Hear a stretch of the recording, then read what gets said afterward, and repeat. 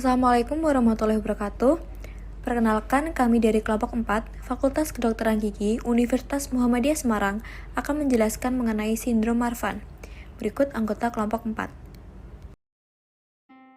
Sebelum memulai video, diharapkan teman-teman untuk mengerjakan pretest. Berikut link pretest.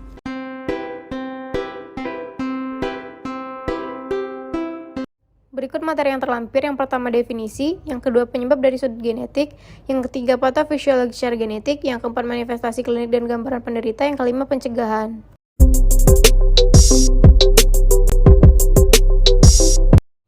Yang pertama, definisi sindrom Marfan. Sindrom Marfan merupakan kelainan genetik jaringan ikat bersifat autosomal dominan dan disebabkan oleh mutasi gen fibrilin 1 gen atau FNBI1. Prevalensi sindrom Marfan yaitu 2-3 per 10.000 penduduk. Yang kedua, penyebab dari sudut genetik. Sindrom Marfan disebabkan oleh kelainan gen penghasil protein yang disebut fibrilin. Kerusakan gen tersebut membuat fibrilin diproduksi secara abnormal. Sebagian besar kasus sindrom Marfan diturunkan dari orang tua dan bersifat autosomal dominan. Artinya, anak memiliki kemungkinan untuk mewarisi sindrom ini apabila salah satu dari kedua orang tua menderita sindrom Marfan. Ketiga, patofisiologi secara genetik. Sindrom Marfan disebabkan oleh mutasi pada gen fibrilin 1 gen atau FIBN1. FIBN1 merupakan gen yang terdiri dari 65 ekson dan terletak di kromosom 15q21. Fibrilin 1 merupakan matriks glikoprotein yang berisi serabut elastis. Terdapat lebih dari 3.000 mutasi yang telah diidentifikasikan berhubungan dengan sindrom Marfan, di mana kebanyakan pasien mempunyai riwayat keluarga menderita penyakit tersebut. Namun, sekitar 10% dari mutasi FIBN1 tidak diturunkan melalui keluarga. Pada kurang dari 10% pasien dengan fenotip yang tidak khas, tidak terdapat mutasi pada gen FIBN1.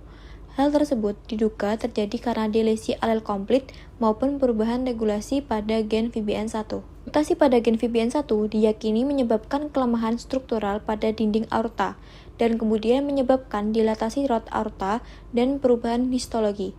Kelemahan tersebut disebabkan karena molekul fibrilin 1 yang abnormal disintesis dan dikontrol oleh alel yang bermutasi, yang kemudian mengganggu pembentukan polimer fibrilin sehingga mikrofibril dari matriks ekstraseluler menjadi abnormal. Yang keempat, manifestasi klinik dan gambaran penderita.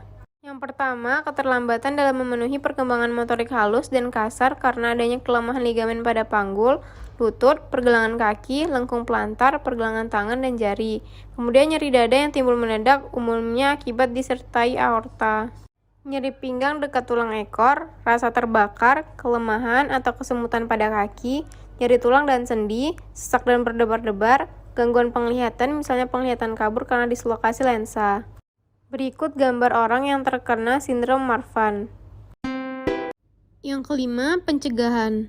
Untuk mengurangi morbiditas dan mortalitas pada pasien sindrom Marfan dengan cara melakukan operasi root aorta dan ascending aorta, indikasi operasi aorta pada sindrom Marfan yaitu bila diameter maksimal dari root aorta lebih dari 50 mm, 46-50 mm, dengan riwayat keluarga dengan diseksi aorta atau dilatasi progresif lebih dari 2 mm per tahun, yang dikonfirmasi dengan pengukuran berkala atau regurgitasi aortik atau mitral berat atau sedang merencanakan kehamilan. Terapi untuk skoliosis biasanya yaitu operasi stabilisasi. Pectus excavatum atau incavatum kebanyakan merupakan masalah kosmetik dan menjadi alasan yang cukup untuk diadakan operasi.